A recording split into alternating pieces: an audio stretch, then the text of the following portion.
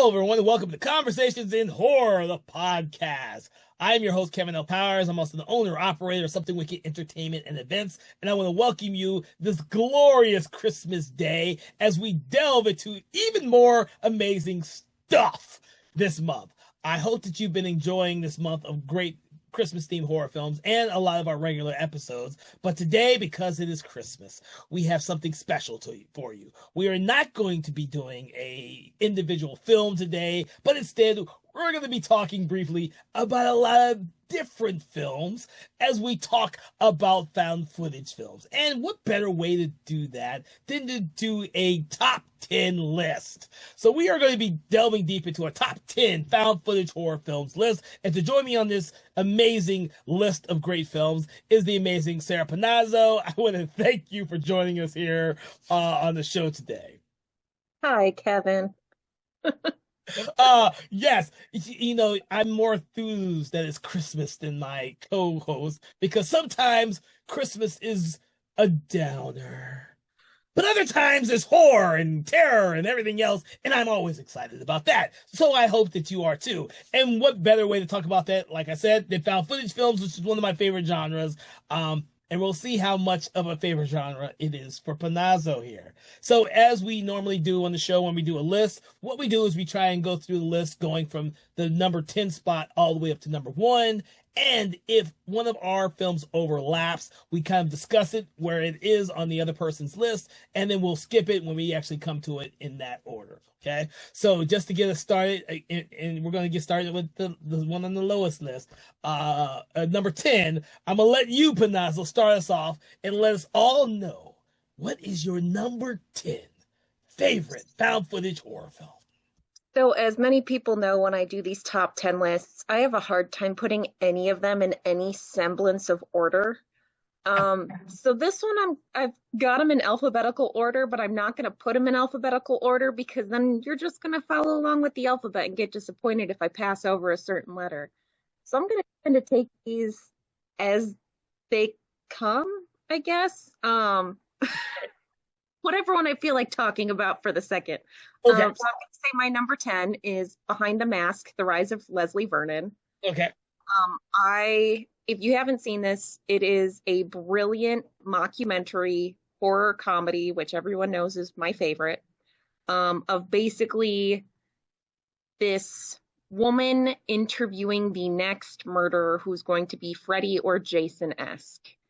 And it's the guy's name is Leslie Vernon. He shows all the behind the scenes tricks, like practicing your cardio so it can appear like you're kind of disappearing or being able to walk behind him and then catch up when nobody's looking. It's ridiculously funny. It is brilliant for anybody who is a fan of any of those kind of slasher horror films. And it's just overall a great movie, especially from a documentary sense, because it is put together like a documentary.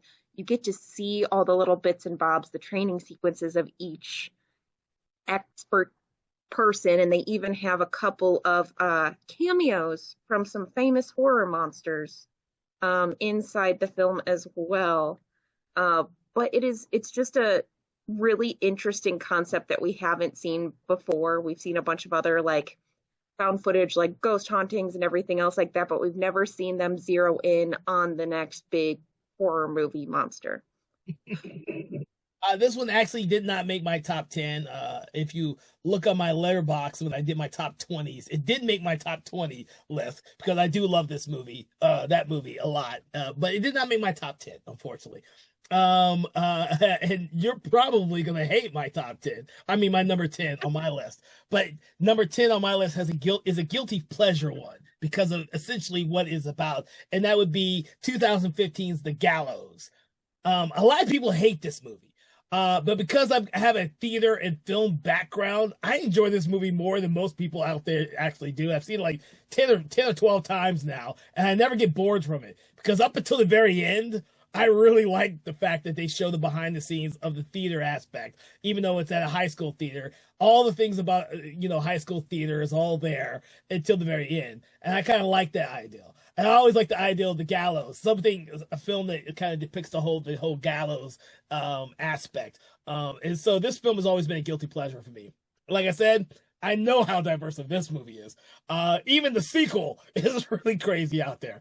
But it's a guilty pleasure movie, and so it's always been on my top 10 because I've seen it so many times. Unfortunately for Leslie Vernon, I've seen it about 4 or 5 times, which is why it's not higher on my list. Well, it's all good. I don't think I've actually seen The Gallows, and it's one of the issues that I've had coming together with this list is that like I've seen a ton of found footage horror films, but there are always so many more that have come out that I still need to see, especially when you get into like the foreign sector. Like it's just an endless stream of found footage. Well, and this one, The Gallows, was made for an extremely low amount of money, extremely low budget. And I'm always happy to hear stories of these extremely low budget movies who actually get a chance and get shown in a theatrical aspect and make a lot of money based on its budget. It was extremely successful, and that's why they made a second one. But it's always a good story to hear that these young filmmakers can go out there and make a movie enough that it will appear to a big audience, and so that's another good reason to have it. But The Gallows, trust me, it's like either like it or you don't like it in terms of audience's reaction to the movie itself. All right, so moving up on the list, what is your number 9? So, keeping up with the kind of comedic trend, my number 9 is going to be One Cut of the Dead. Ah, For anybody who hasn't seen it, it is a brilliant zombie found footage film that is essentially 3 films stuffed into one. yet done so brilliant. It's like I don't want to say too much and spoil it, but it's so brilliant. You just need to go in knowing it is a zombie found footage horror film, and that is it. It is absolutely wonderful, which is why it's on my list. So it's number 7 on my list. And I did not know what the movie was about before I saw it. So when I saw it, I was completely blown away by how fucking funny this movie was. I was not expecting that. And I've only seen the movie twice, but I tell everybody about it. Like this is the zombie found footage film that is better than every other zombie found footage film ever made. This movie, Yes. even George Romero's Diary of the Dead couldn't make a movie that could surpass this movie. This movie is on my top 10 list, number 7, because I love it so much. It's so well done, so funny, so well executed. So yes. Moving up on the list for me is going to be one that I'm pretty sure is going to be on your list because we've talked about it already before on the previous podcast episode, and that is 2012's The Bay. Did you forget it? I'm looking at your. No, that one is so high up my list, and I love this movie, but I hate this movie with a burning passion. I love The Bay. The Bay is like one of the scariest, almost possibility real life type of freaking movies out there, that it utilizes multiple different perspectives extremely well. You're not stuck with one perspective on this movie. You're stuck with a bunch of different perspectives, and that is what is rarely done really well in a found footage movie. It's not done. It's not done a lot, and when it is done, it's not done very well. But this film puts you on the edge of your seat from beginning to end, and it's very effective the way it was presented. So I love it. And we've had our whole episode on this, and it's such a well done thing. It's done by Barry Levinson, which you wouldn't expect, and it started off as going to be an actual documentary. So I'm almost waiting. I wish somebody would reach out to him and get like updated information based on the same information he took back then to make this, because we're over a decade later. I want to see exactly how bad it has increased to show our length of time, because even just from a scientific view, it was such a fascinating study that the reason why he didn't make the actual documentary in the first place is somebody else beat him to the punch. So he wanted to do something with it. So if you like absolutely disgusting bug movies and like plague movies, this is for you. If you haven't seen it already, if you haven't listened to our episode, please do. It is absolutely wonderful and absolutely disgusting.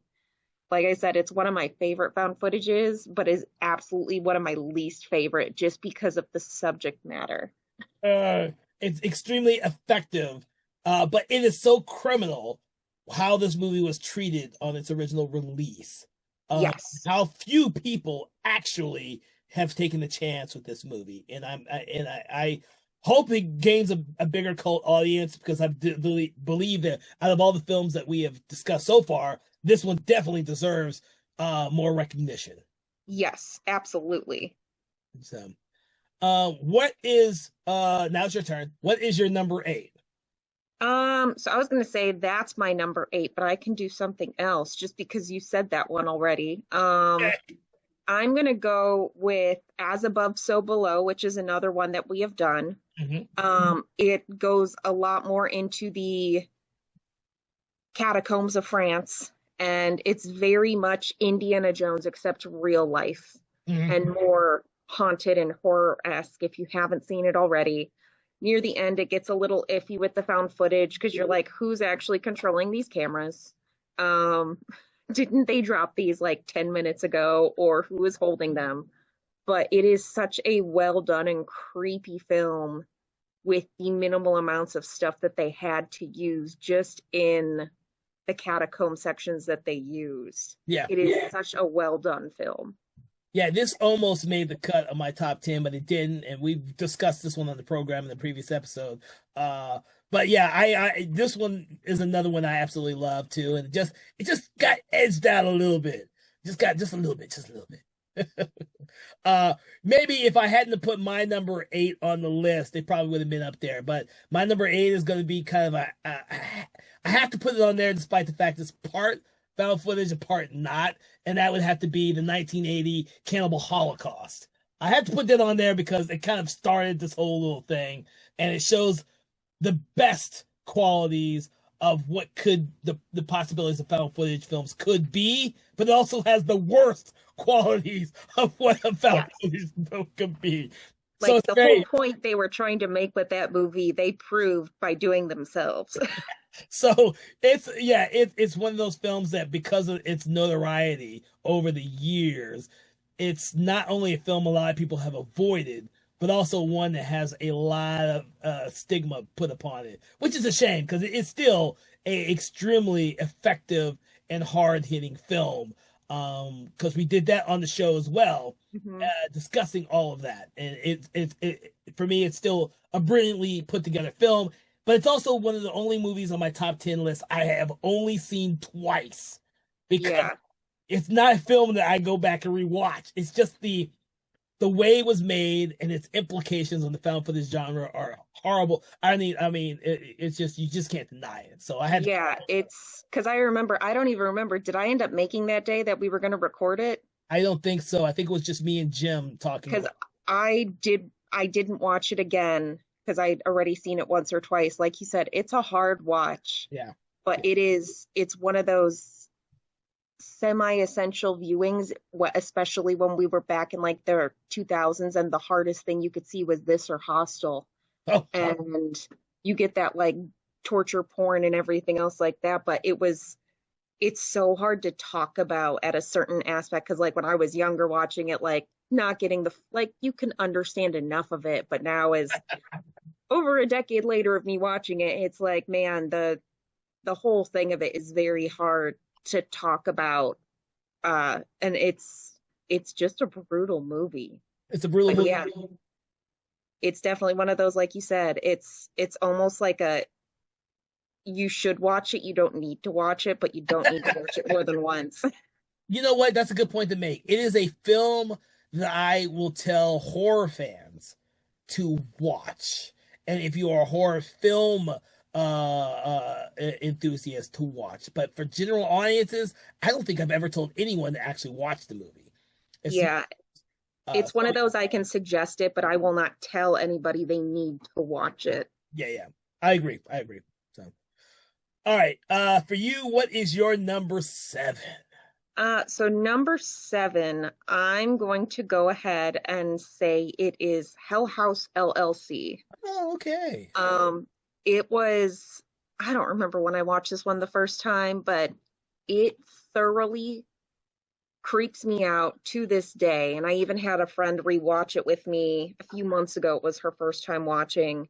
Um, and there's still parts of it that make me squirm.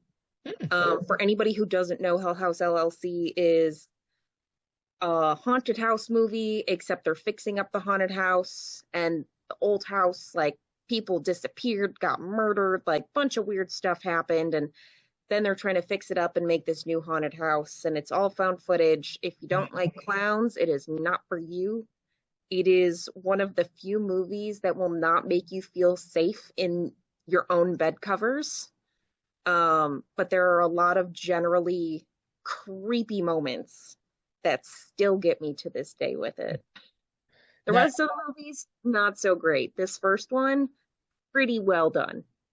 I think I need to go back and rewatch that because I happen to watch all three of them, with the first three anyways, as a triple feature. And so I think a lot of what happens in all three of them have blurred in my brain. I have Yes. not gone back to rewatch those, but we will tackle those next year on the podcast. So anyone listening, we will be tackling the Hell House movies because, of course, they made the most recent one this year, and so why not tackle them all next year? So, but yeah, that one unfortunately did not make my list. I have only seen it once, and I believe it was during COVID, and by the recommendation of somebody. After all three of them, the first three were out, I kind of, like I said, watched all three at the same time. Mhm. But my number seven, of course, was One Cut of the Dead, which I can't talk more about and recommend more about out of all the films we've discussed so far. So let's go to your number six. Um, so I'm gonna do a twofer. Okay. Um, so I absolutely love this series. I'm absolutely in love that they put a TV show on Shudder for it, but Creep and Creep Oh, 2 are some of my favorite found footage films of all time. I know we've talked about Creep. I don't know if we've done Creep 2 not before, yet, not yet. but they are such well done with so little for horror films. I mean, it's generally creepy. Once you see the mask for the movie, you will never not be able to see that mask again.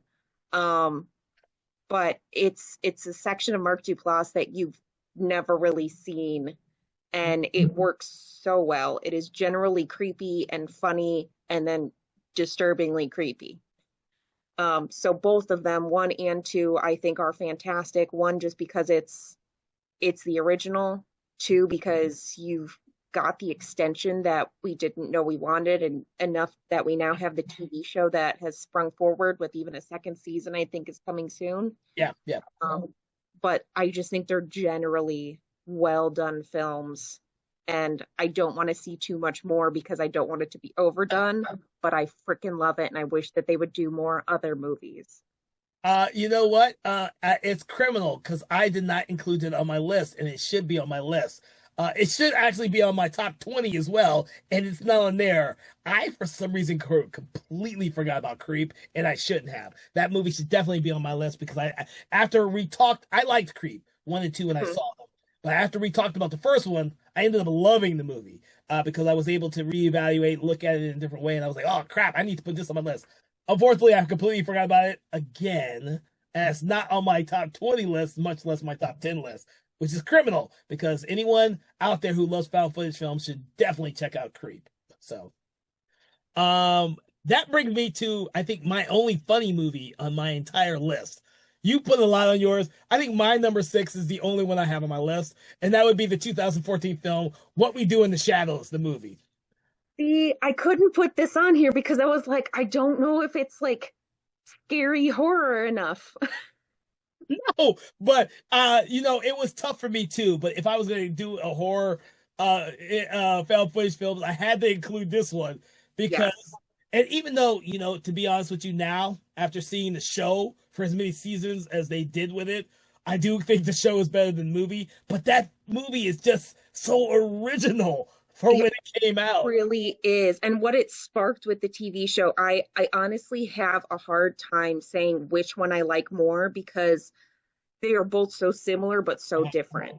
Yeah, you know what? That's great. They are so similar but yet different. And even my wife did that because she watched the show first and then we watched the movie. Whereas I saw the movie first and then we saw the show together. And that's the one show and movie that we have watched together that she absolutely loves everything about. She loves the movie because she saw the movie after the show, but because I saw the movie first, it was like, you know, they're different for me. For her, there's a big extension. She loves both of them. So yeah, but that's why I had to be on my list. It's the only one. I just realized the only funny one on my list. So But it's a great, if anybody hasn't seen What We Do in the Shadows, it's Taika Waititi doing a documentary on real vampires and how they function in today's society.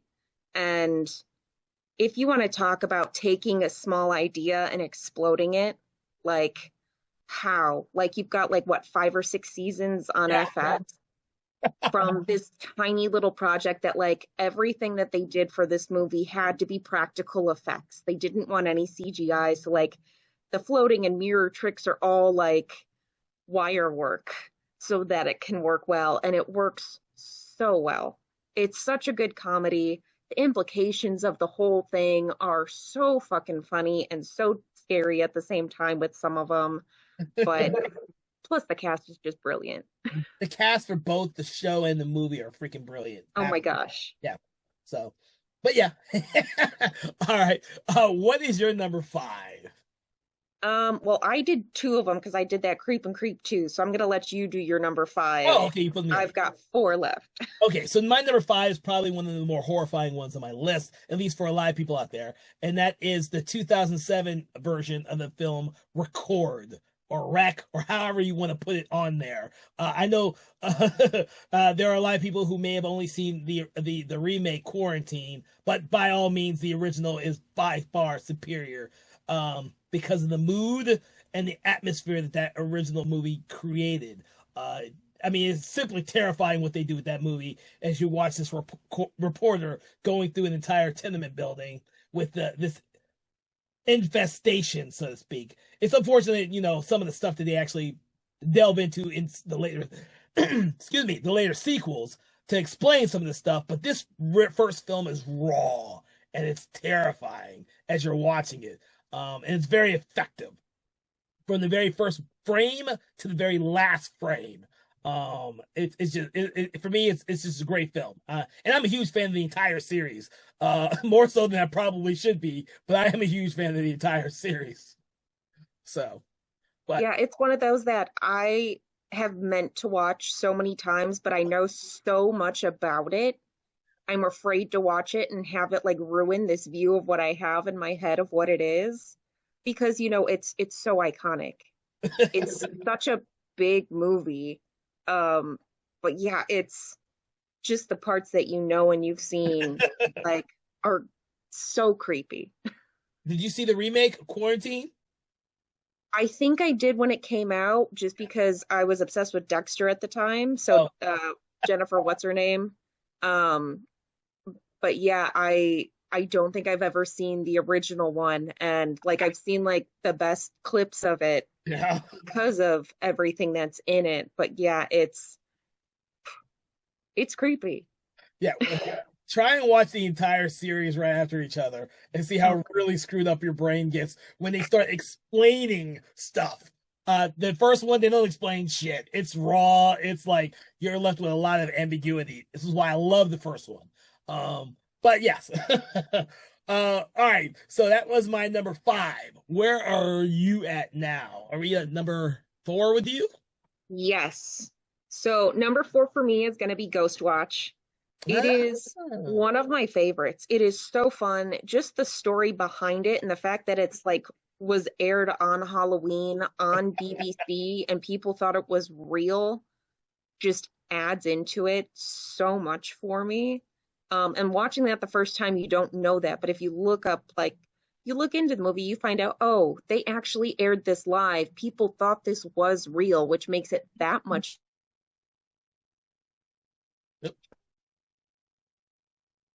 But then throwing all that extra stuff in, it just adds to it. But it's just well done. The effects are great. It's generally spooky. The little people in the background that you can play I Spy with are fantastic. Um, but it's just a lot of fun. Yeah, I like that, but I've only seen it once, and I just saw it a year ago, so that one hasn't had time to percolate with me. Hmm. Same with a very similar movie called WNUF Halloween Special that I also saw around the same time. I think I saw them both around the same time, and they very had the same feeling. But they're both huge cult movies, but they haven't percolated enough with me just yet. Yeah, I haven't seen WNUF yet. It's been sitting at one of the tops of my lists. So I still need to watch that one. Yeah, I'm not surprised.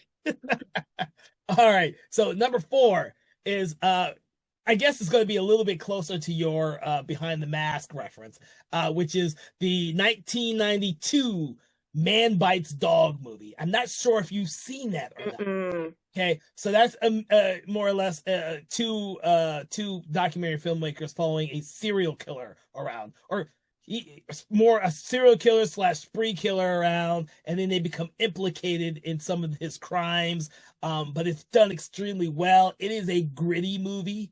So it is one of those films where you either go with it or you don't. It's not as fun as Behind the Mask. It is, and I told you I only had one funny movie on my whole list. All my other films are films that are hard hitting. Yeah. So with this Man Bites Dog, which is an older movie, it's a '90s movie. And it's done like a low budget black and white movie, gritty. You're following this killer, and yeah, it's one of those films a lot of people haven't seen. And it's a shame, but I can understand why. You'd probably rather watch something like Behind the Mask than sit down and watch Man Bites Dog. But it's still one of my favorites. So, I gotcha. Well, number three for me is going to be Grave Encounters. okay. Uh, I used to be obsessed with like ghost hunting shows, so this one was right up my alley when I was growing up. Um, it's a lot of fun, Mhm. and it really takes those ghost hunting shows and puts them in the real situation, which is even funnier because nobody expects anything to be real. And then all of a sudden they're trying to find doors and they can't find doors. There's stairwells to nowhere, there's doors that lead them in circles. And just their reactions are so great. And the effects are just, it's a fun movie. It's a spooky movie. It's got its creepiness. Mhm. Because it's like when you do watch those shows and you see the little bits that you're like sitting on the edge of your seat, except it's actually happening in this one. But it's a lot of fun. I can't remember much of the sequel, but I know it did have that extension on there. Yeah, Uh, it did. I enjoyed both of them for when I saw them. I did like a double feature of those too. Someone had told me about these movies. I had never heard of them, and I watched them both during COVID. And unfortunately, I watched so much shit during COVID, like yeah. the Hell House movies, and I don't always remember all the details of all these movies. Which is why this is not on my list in my extended list either. But it was a movie that I want to go back and revisit, but I haven't had the chance yet, which is unfortunate. Mhm. Especially considering it's like virtually everywhere. You can find both of them virtually everywhere now. Yeah. So, my number three is going to be another one that's diversive, but I kind of love this movie for how, yeah. And I'm just gonna say it right now. And it's the 2010 film The Last Exorcism. I know there's a lot of people who don't like this movie either. Uh, I just love the fact that it's a preacher who has lots of tricks that he does when he does exorcisms, and he himself doesn't believe in it. Yet he's confronted with his own faith and his own the reality of a real exorcism. And the way it ends, I just beautifully love the way it ends with the shot it ends. And I'm not gonna tell you about it if you haven't seen it before, but I also love the performances by the entire cast because as hokey as it might seem for this preacher to be going to a country family, and his country family maybe seem a little bit hokey. I really enjoy that aspect of this film because It's a film that in and of itself doesn't really take itself completely serious because The Exorcist doesn't take itself serious either. It makes it for a very fun movie for me, and I really love the movie. And I've seen that movie way too many times, as well as this less than stellar sequel, The Last Exorcism Part Two, which is not a good movie, except for the fact that the main actress is phenomenal in the movie. So Well, and you made me watch this one, and we did an episode about it, and I can agree with you. It's a great movie. And I mean, everything that goes into it is just fantastic. yeah, yeah, it doesn't go into the sequel. The sequel is like No. the main actress is the only thing that's good in that entire movie. This first film though, it's just so good to me. It's so good, and I've Yeah, seen because it way I too. mean, the contortion scene alone is like so memorable. Like, oh my gosh. It's just yeah. Oh yeah. And so that was my number three. We're getting close to the end, everybody, with this. So let's go to our number two for you. Okay, so my number two is going to be Troll Hunter, Ah, okay. which I know a lot of people probably haven't seen or heard of, but it's Norwegian, I believe, Yeah, and the effects in it are just brilliant. The concept is brilliant. It's just a well done monster movie that is all found footage. Um, and I mean, what could you not love more than hunting trolls in the mountains and just coming upon the different kinds of trolls? It's just, first of all, it's unbelievably fascinating, just the different kind of mythologies with different trolls and such. But then watching it in this movie is absolutely insane. yeah. It is such a well done movie. It is, and it's not on my list. I forgot about that one too. It's not even on my extended list.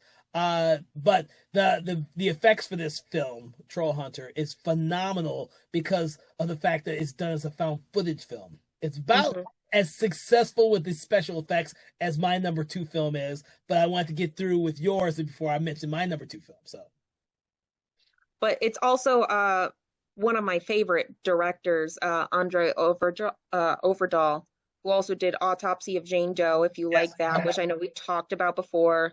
Last Voyage of the Demeter, which is also a yeah, fantastic movie. The Scary Stories to Tell in the Dark movie. But yeah, just fantastic movies yeah, and just generally creepy all around. So if you have not seen it and you love those other ones, put it at the top of your list. most definitely, most definitely. My number two, going with the fact that there are very, very few good found footage films with good CGI. So I have to mention Cloverfield. I Yes. love absolutely we rewatched it for the program. We did an episode earlier this year, and I still love this movie from 2008. I still love. I don't care what people say about motion sickness watching this movie. This is a great movie. Great movie, and this doesn't even have like the best performances from the cast. The cast is okay. It is what they are going through, the situation they're going through, the monster, and the fact that it is a giant fucking Kaiju slash HP Lovecraft monster. It's a phenomenal. I just love this movie. And the special effects for the found footage is just phenomenal, and they don't ever break the style and the aesthetic. A lot of the movies that we talk about at some point sometimes always break the style. I don't believe this film ever did. And it's so well done and put together. No. And it's so good. And it's one of the few, but yeah, it's also one of the few that actually explains like multiple times, like they're like, why are you grabbing the camera? Why are you still going? And they're like, people are going to want to see, they're going to want to know what happened. And it's just very well thought out all around. It was on my movies I love but couldn't make my top 10 because I feel like we talk about them so much. I So know. it's on my list because it is a phenomenal movie. Yeah, I was like debating about this one and number one on my list about why putting them up there because we talk about them so often. It's like, oh, people could probably guess those. But when I'm doing my top 10 list, I have to put them on there because I love Clover. I've never gotten tired of this movie. Yeah.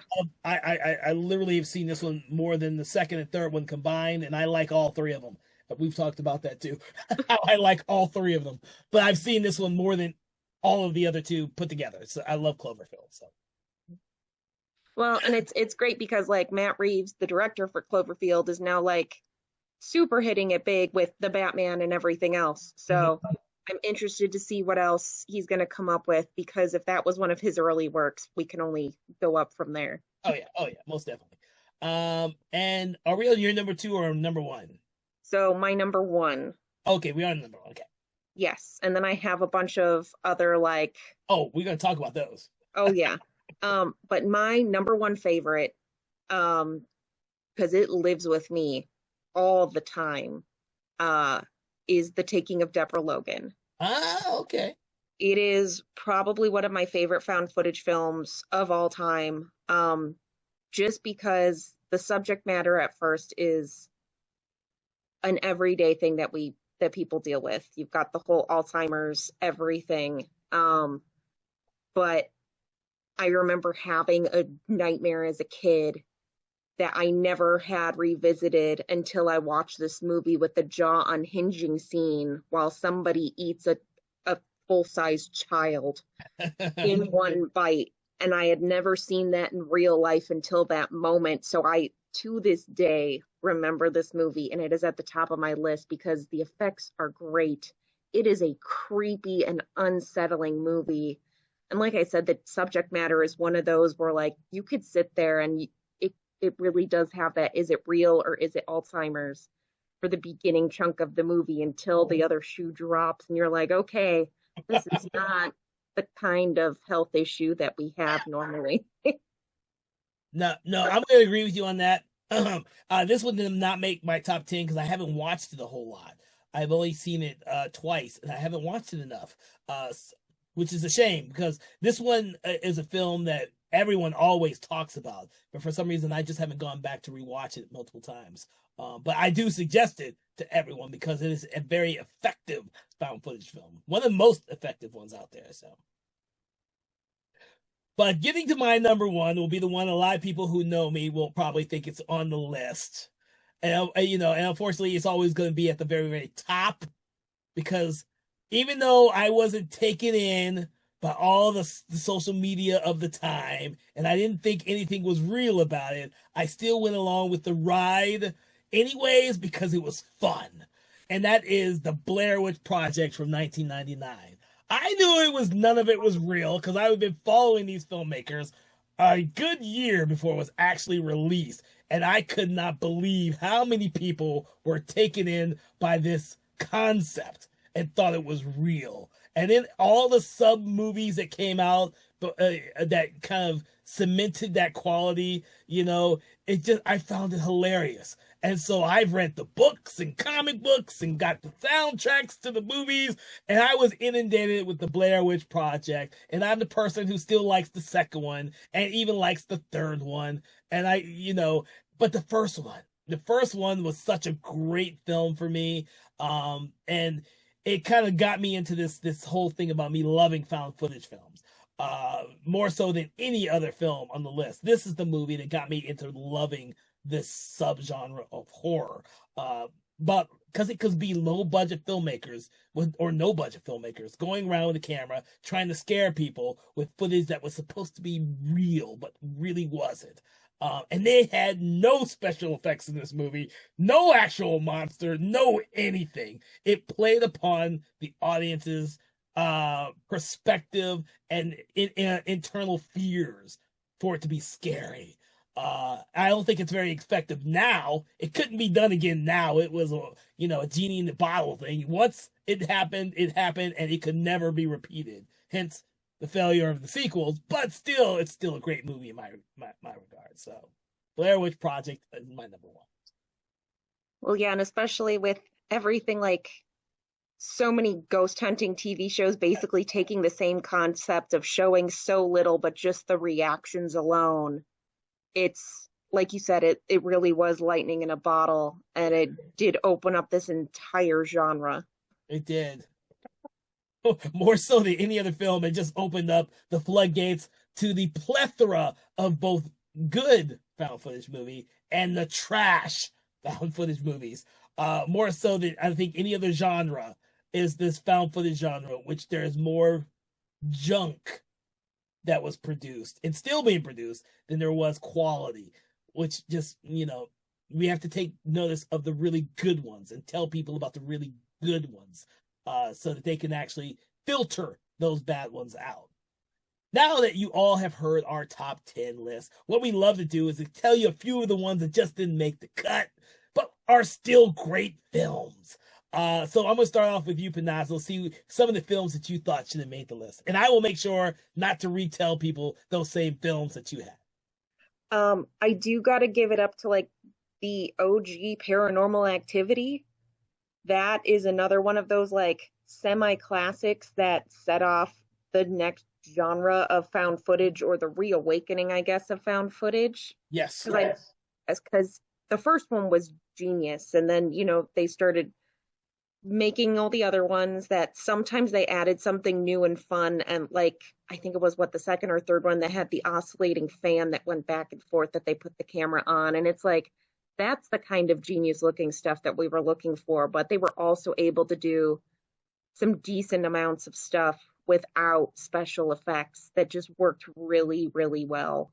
The other one that I love to add is the VHS series. Yes. This one especially, it has made so many great filmmakers, and every single one of the series now, there might be some hits or misses, but sometimes there are some really good niche pieces that are just extremely well done. So it's worth watching every single one just for that tiny flake of gold that is in there, because we know how the first one launched so many careers now, like 15, 20 years later. No, that's crazy. So it's insane how well they are. Chronicle, which is a superhero found footage movie, essentially, is another like early 2000s one that I think is a missed watch. A lot of people didn't do, but is totally worth it. Mm-hmm. And Deadstream, which was a Shudder original, which was funny, that I really enjoyed. It is beyond ridiculous. It is making fun of all of it, but it is so much fun. The other big ones that I like to add are like Host and Unfriended, which is like the Zoom call. Like Host. Yes, they are so much fun. They are well done. I appreciate how they came to be, especially over like COVID and such. Yeah. But they are just well done films. I liked Unfriended too. Unfriended Dark Web more than I like the first one. I don't know. I don't think I've seen Dark Web. Okay. I enjoyed that one more. I Unfriended wouldn't have made my list, but Unfriended 2, the Dark Web, I actually enjoyed that one more. So it's funny that you mentioned that one. I just thought. Yeah, because I think I watched like all of them like back to back, where it was like Host and Unfriended, and like I think there were one or two similar ones, so they've all kind of blended together. Yes. But the whole concept as a whole is just genius. Yeah. All right, is that the last one you want to mention? Yes. Okay, so those are some great titles, especially VHS. I'm glad you mentioned that one because that series is phenomenal, and I love to watch every new one that Shudder puts out now, because they have raised the bar on those films. They are equally much better than the ones that came before. I think those are some amazing films, and like you said, launching some major careers right now. So I really enjoy those. But I'm gonna mention first a couple of funny ones for me. Because since you mentioned all the funny ones, I'm gonna mention the funny ones to me. So one of mine that I know a lot of people have not seen, which is the 2004 film Incident at Loch Ness.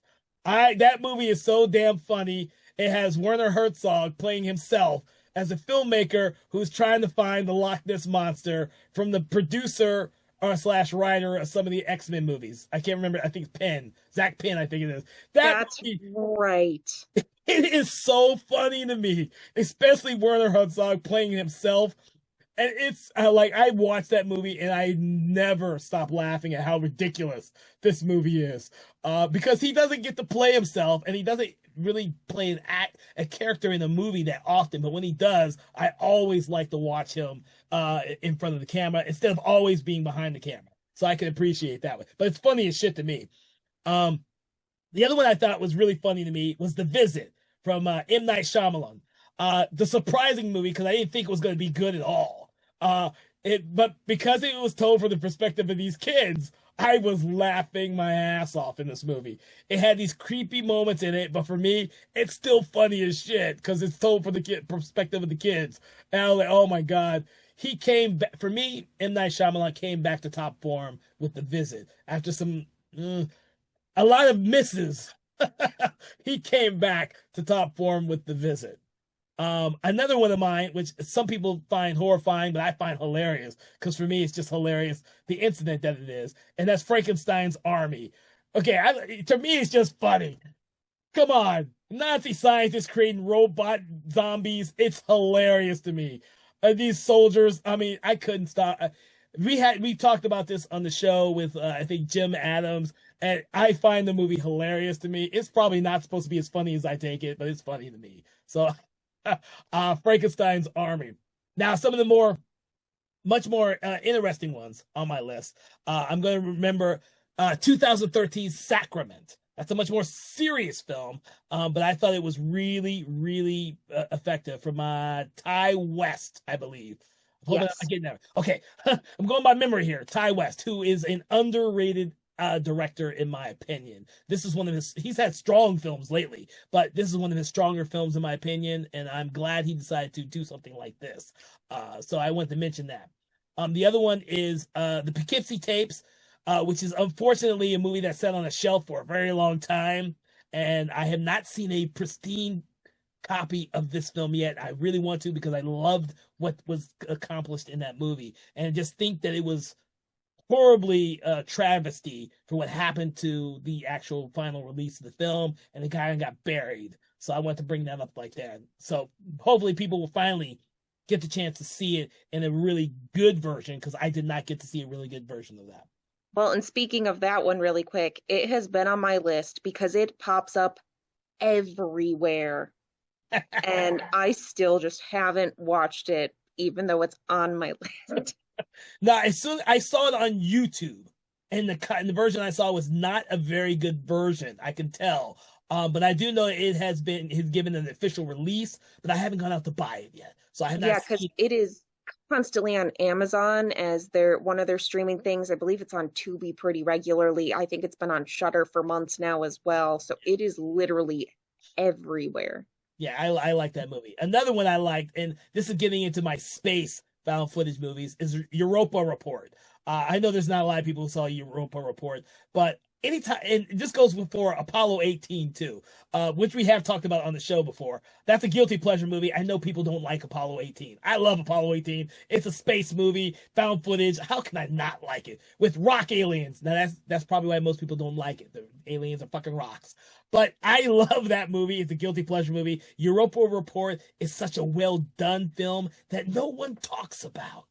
It is, and it came out at the end of the found footage cycle, so it was kind of overlooked because of that. And it's a tragedy that it was. I think it's a great movie. That you for especially for people who like kind of the space and sci-fi aspects of the horror genre. I think it's a really effective movie. And of course, the last movie I'm going to mention is I have to mention. I can't say that it's a great movie. I can't say it's a bad movie. It's a movie that I always put on my top of my list only because of the director, and I think he can do no wrong. And that is George A. Romero's Diary of the Dead from 2007. I know there are a lot of people who did not like this movie and the fact that it was like the continuing cycle of his Dead movies. But if you're going to make a found footage movie and make it seem as real as possible, why not actually do it with a film crew who are actually trying to make a real horror movie who just happens to be caught in a zombie apocalypse and they're shooting it for real. I thought it was a brilliant concept. I still love the movie, although I know a lot of people don't, and which is a travesty. Those last two Dead movies of Romero's are not highly thought of. Thought of Survival of the Dead and Diary of the Dead, but I love them both. I love them both. So that's all I have on my list. I can name some more, but I got generally the list of found footage movies out there that I think people should actually take a look at. And you, I hope, got a whole bunch out there for people to look at as well. And we didn't cross over as much as I thought we were. I thought we were. No, I mean, there's a ton of found footage films. Like I said, they are constantly coming out with new ones. I just watched that new one that came out this year called Found Footage, about them trying to make a Bigfoot movie. Found Footage Um, 3D. no, not that one. Oh There no, you was saw one the other in one. You saw the the other one, yes, uh, which is also fantastic one. and not what I was expecting at all Oh my because god. it goes all over the place. But it just goes to show, like, this is one of the widest variety, I want to say, because they are all over the place with the ones that they make. Yeah, yeah. Which is part of the hallmark of the found footage genre, kind of like what has happened with zombie movies and vampire movies for the most part. They are so easy in filmmakers' eyes to create that a lot of low budget or no budget filmmakers have tried to make them, especially for this found footage genre. Especially when Blair Witch Project came out and you didn't have to have a monster, you just had to give the implication of one. That is a problem that has plagued the genre, which is why it's not as highly thought of as it should be, and why you almost never see one at the theater anymore. They would morally go straight to streaming or distribution, and that's about it. Which is sad. They still make some great ones out there, but we should never stop looking at the ones that came before that are also great. And so I hope that when you're listening to our podcast and you listen to the different films on both of our lists, you'll get that ideal and you'll go out there and search for those films as well. So, any final words for our audience, Panasso, about found footage films? Not really. I mean, like we said, there's such a wide variety. There's always new ones coming out. It's an endless stream of found footage. So just being able to get in even a tiny chunk of what you would consider good is a fantastic job. Mm. All right. So, with that, I want to thank you, Panazzo, for joining us on this special Christmas episode of Conversations in Horror. We hope that you've enjoyed listening to us talk about our top 10 found footage horror films. Make sure to check out our other episodes, especially the special episodes that we delve into these top 10 lists. We don't do them that often, unfortunately, but we still do them when we can, and we hope that you enjoy them as a diversion from our regular episodes. From all of us here at Something Wicked Entertainment and Broken Lighthouse Pictures and Conversations in Horror, we want to wish you a very bloody and scary Christmas, and be back for our next episodes at the new year as we delve deep into more amazing horror films. Have a great day, and make sure to leave me a couple gifts underneath your tree, or I'll be there with a coal in your stocking. Good night. Conversations in Horror is a Broken Lighthouse Pictures production, written, produced, and directed by Kevin L. Powers, executive producer Kelly A. Inoka. All contents and material from this episode of Conversations in Horror is copyright 2025 Broken Lighthouse Pictures.